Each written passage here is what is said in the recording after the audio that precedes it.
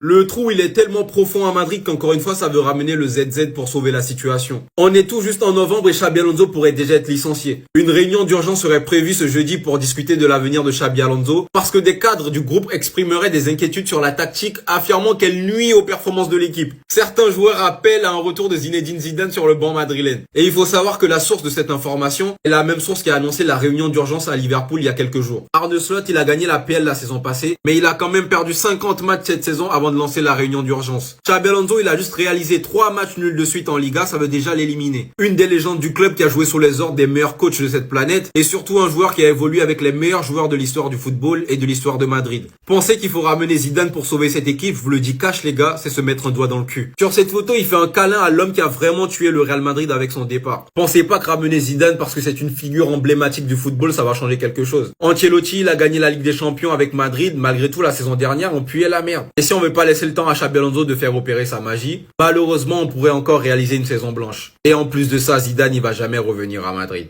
Moi je vous le dis, c'était une erreur de casting. En août Quand dernier. il y avait le choix entre lui et Jürgen Klopp, il fallait prendre Jürgen Klopp. Jürgen Klopp, il a une identité de jeu qui correspond 1000 fois plus au Real Madrid. Un jeu de transition, rapide, etc. Xabi Alonso, il a rien montré au haut niveau, ou en tout cas très peu.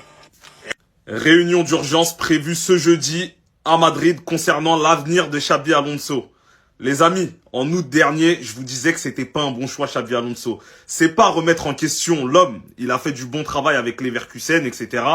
Mais ça suffit pas. Leverkusen, c'est pas le même costume que le costume du Real. C'est une réalité. On m'était tombé dessus en disant tu t'enflammes, c'est le premier match, etc.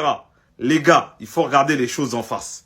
Xabi Alonso, il n'avait pas assez prouvé pour venir s'asseoir sur le banc du Real. Et quand j'évoquais Jürgen Klopp, on m'a dit Jürgen Klopp, il est parti à la retraite. Les gars, vous avez déjà vu un entraîneur refuser le Real Madrid? Si le Real s'était vraiment mis sur les côtes de Jürgen Klopp, à mon avis, il serait venu. Et ça correspond 1000 fois plus à l'identité madrilène dans la manière de jouer. La pression est montée, certains joueurs appellent à un retour de Zinedine Zidane sur le banc madrilène. Bon, je crois qu'ils n'ont pas compris que Zidane, il irait en équipe de France. Mais les gars, vous en pensez quoi? Est-ce qu'il faut garder Xabi Alonso? Est-ce que c'est que de la faute des joueurs? Ou est-ce que lui, il fait les mauvais choix? Moi, en tout cas, je remets en cause certains de ses choix. Et pour moi, le costume était trop grand. Dites-moi ce que vous en pensez en commentaire. En fait, les gars, j'ai été débile. Et pour certains, on a été débile, mais comment on a pu croire à ça, les gars? On y a mis de l'espoir. Et c'est ça qui me fait mal. On s'est fait berner. Je veux que les gens disent... Ça, c'est mon Real Madrid. Voilà, je veux pas le dire. C'est pas mon Real Madrid, ça, les gars. C'est... Non. Non, les gars, non. C'est pas notre Real Madrid, on est d'accord. En toute sincérité, je sais même pas si Xabi Alonso, au final, il va rester au Real Madrid.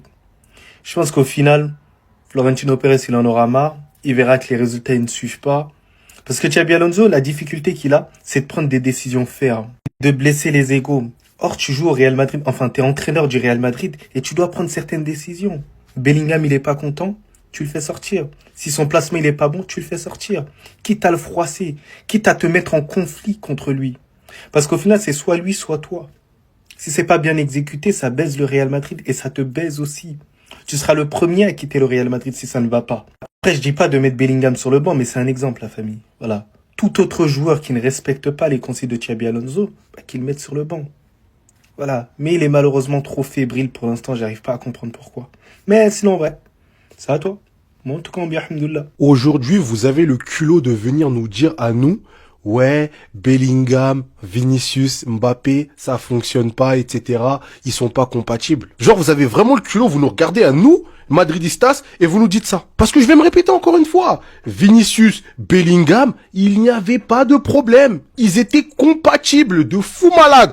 Zéro ego. Tu as rajouté même Rodrigo, zéro ego. Vous êtes venu nous ramener un joueur dont on n'avait pas besoin parce qu'offensivement, ça marchait très bien. Carrément, c'est là où Vinicius et Bellingham ont fait leur meilleure saison. Ils ont fini 2e et 3e au Ballon d'Or. Et là, vous allez nous chercher un attaquant en plus. Et vous nous dites, les problèmes, c'est pas à cause de cette arrivée. Vous nous dites, c'est à cause du départ de Kroos. Mais moi, je vous pose une question. Quand tu perds Toni Kroos, tu vas chercher un attaquant ou tu vas essayer de combler la perte d'un des meilleurs milieux de terrain de ton histoire? Ah non, moi je vous pose la question. Parce qu'on dit toujours c'est la faute. Oui, c'est le départ de Kroos. Mais quand Kroos il part, pourquoi on va chercher Mbappé? Pourquoi on va chercher un attaquant? Sachant qu'offensivement on est bien. Commence à dire oui, Bellingham il a trop goûté à la lumière, etc. Il veut pas redescendre. Mais encore heureux. Moi vous me mettez un poste qui n'est pas le mien et je finis 3e au Ballon d'Or et demain vous me dites oui bah non faut que tu repasses en... Mais c'était malade vous. Je vais dire bah non frère. Et il y en a qui vont dire ouais mais là il pense pas au Real Madrid. Kylian Mbappé c'est pas un attaquant de pointe non? Quand on lui demande d'aller sur un côté, vous dites quoi? Ah mais non, tu peux pas demander ça à Kylian, il va marquer moins de buts. Ah là, il pense pas à l'intérêt du Real Madrid. Quand pour notre intérêt, on dit qu'il faut un 9 et qu'il faut le mettre sur un côté, certes ça va un peu influencer ses stats, mais vas-y, ça va aller pour le bien de l'équipe. Pourquoi ça vous parlez pas de ça? Ah non, quand c'est Kylian, non, lui, faut qu'il fasse ses stats, il veut jouer en 9, il reste en 9. Ah, c'est ça. Donc ça à double vitesse. Il y en a qui peuvent faire ce qu'ils veulent, d'autres non. En fait, vous créez de la frustration chez les gens et chez les joueurs parce qu'on voit ce que vous êtes en train d'essayer de faire. Vous voulez mettre Arda en numéro 10 parce que Arda, avec tout le respect, je kiffe le joueur, mais en fait, c'est juste le passeur de Kylian. Arda, il a même pas plus de 3 passes avec 3 autres joueurs si ce n'est pas Kylian. Il fait que des passes à Kylian et ça vous arrange bien. Aujourd'hui, ça remet en cause la place de Bellingham. On était les premiers à dire à la Coupe du Monde des clubs, pourquoi on laisse pas reposer Bellingham? Il est trop important. Faut qu'il se fasse opérer avant la Coupe du Monde des clubs. Comme ça, quand il arrive en début de saison, c'est carré. Maintenant, ça dit, oh, mais les gars, est-ce qu'en vrai, Bellingham, ce serait pas de trop? Alors, je dis pas qu'il fait pas d'histoire, etc. Je sais pas. Je suis pas dans le truc. Mais moi, je parle avec ma vision de ce que je vois. En fait, vous demandez à certains de faire des efforts et d'accepter d'avoir moins de lumière pour que d'autres, eux, ils fassent pas d'efforts et ils prennent toute la lumière. En fait, c'est ce que vous faites. Et c'est mesquin. Ça parle d'ego, compatibilité. Quand quelque chose n'est pas compatible, tu regardes c'est quoi la dernière chose que tu as ajouté qui a créé cette incompatibilité.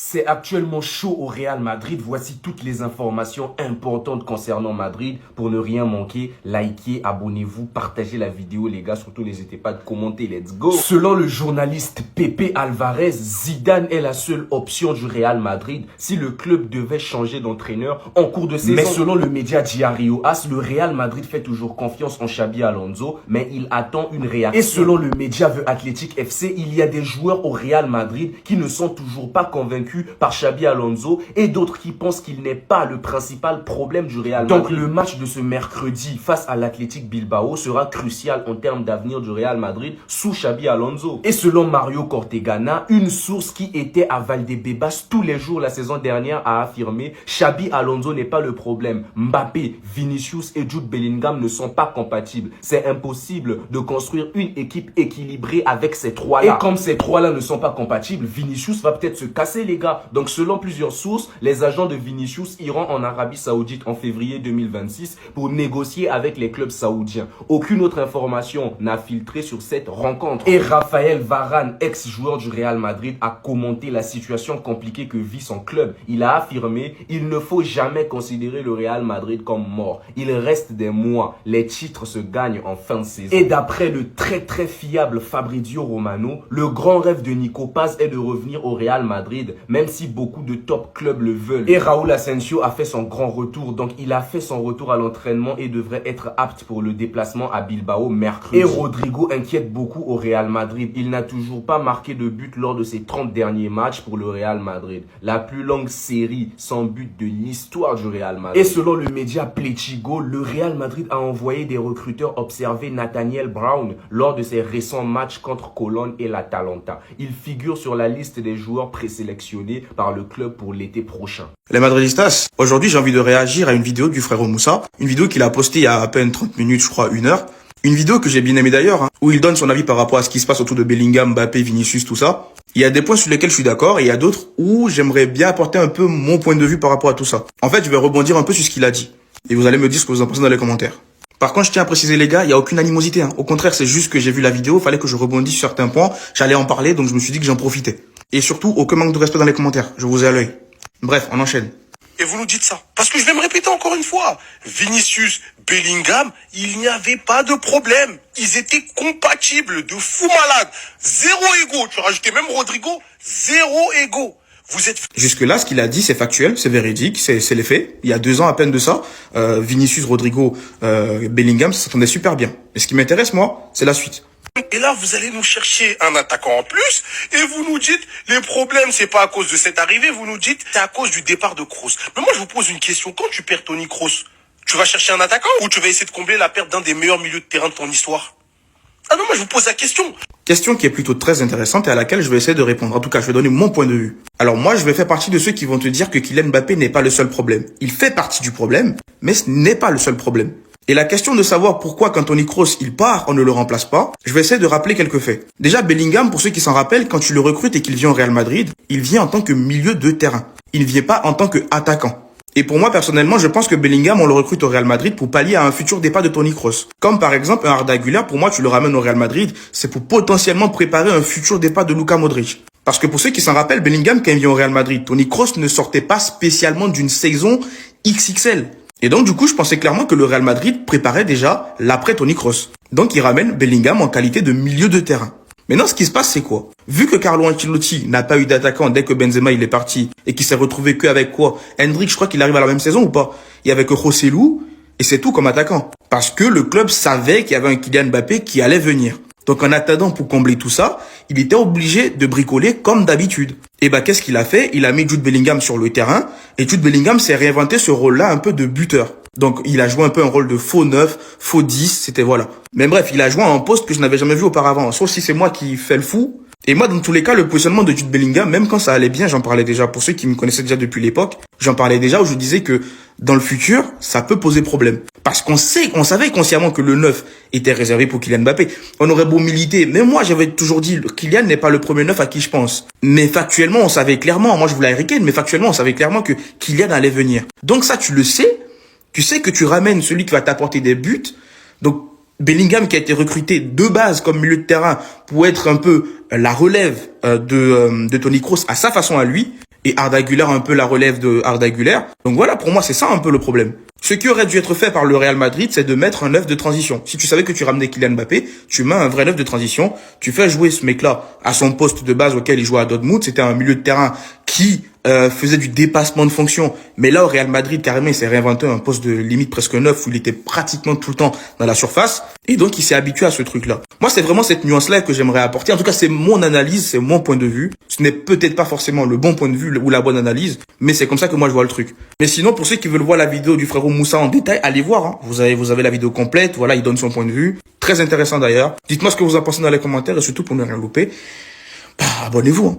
Et bah voilà, le Real Madrid vient de prendre une décision concernant Xabi Alonso et autant vous dire que là la tension est maximale. Comme vous avez pu le voir les amis, le match nul d'hier n'est vraiment pas passé auprès des supporters. Xabi Alonso lui-même en était conscient à la fin du match, raison pour laquelle il était à genoux. Plusieurs joueurs ont été pointés du doigt, notamment Kylian Mbappé. On a par exemple George Valdano, ancien directeur sportif du Real Madrid qui a pris la parole. Et selon lui, la question que le Real Madrid doit se poser c'est où ils en seraient aujourd'hui sans Kylian Mbappé. En gros, avec cette attaque-là. Et malheureusement, le nom de Kylian Mbappé revient de plus en plus, notamment à cause de cette action où Vinicius était dans la surface avec le ballon et il a fait une passe dans cette zone-là. Malheureusement, Kylian Mbappé n'y était pas encore. Il est parti coller Valverde qui faisait un appel et qui était tout seul d'ailleurs. Ce qui fait que son poste encore une fois est resté complètement vide. Vinicius a fait la passe et il y avait personne. À la fin du match en conférence de presse, Xabi Alonso a pris la parole pour dire ceci: je ne blâme pas les joueurs car il y a eu une réaction. On doit continuer sur cette lancée avec cette autocritique nécessaire, avec cette envie de gagner à l'extérieur parce que oui les amis, pour l'instant c'est très compliqué. On a l'occasion de le faire mercredi face à Bilbao. Et juste après ça, il y a un journaliste qui lui balance: cette équipe du Real Madrid manque de jeu. Et Xabi Alonso répond: cette équipe manque de jeu?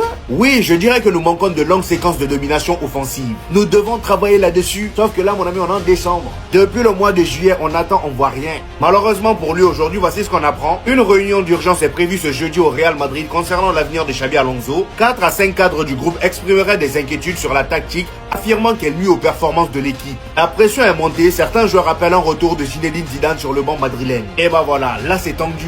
Il est actuellement victime de son succès. Oui les gars, je parle bien de Jude Bellingham. La saison 2023-2024 qu'il nous a proposée était juste exceptionnelle les gars. C'était clairement le boss du Real Madrid. On l'appelait le sauveur. Ouais, clairement, le boss de sa bande. Mais à la base des bases, ça ne devait pas se passer comme ça. Il est venu au Real Madrid pour jouer au milieu de terrain. Parce que justement, nos anciens étaient sur la fin. Mais cette saison-là, Karim Benzema a quitté le Real Madrid. Et du coup, par la même occasion, plus de numéro 9 sur le terrain. Et c'est là qu'il a fait la connaissance de Carlo Ancelotti. Et Don Carlo a eu la vision sur Bellingham. Il a vu que c'était un joueur vraiment complet et qu'il est bon dans la surface. Il pouvait combler ce manque de numéro 9 et il a décidé de faire de lui un milieu ultra offensif. C'était limite un faux numéro 9 et ça a tout de suite fonctionné. C'était la pièce qui manquait au puzzle. Grâce à cette décision, Jude Bellingham a connu la lumière. Absolument tout lui souriait. Il était décisif presque à tous les matchs. Il a marqué les esprits par ses buts clutch. Il a presque tout remporté. Oh oui, il a gagné les gars. Il était à ça de prendre le ballon d'or. Derrière, c'est devenu une méga star. Des publicités par-ci, des publicités par-là. Il était assis à côté des plus grands. C'était clairement le footballeur parfait à ce moment-là. Quand vous avez goûté à toute cette lumière, vous ne voulez plus la laisser partir. Et c'est exactement son problème actuellement. Son entourage aussi ne veulent pas que Jude Bellingham retourne dans l'ombre. Parce que oui, Bellingham doit revenir dans son poste de prédilection pour que ça marche. Ou alors devient le numéro 9 attitré du Real Madrid.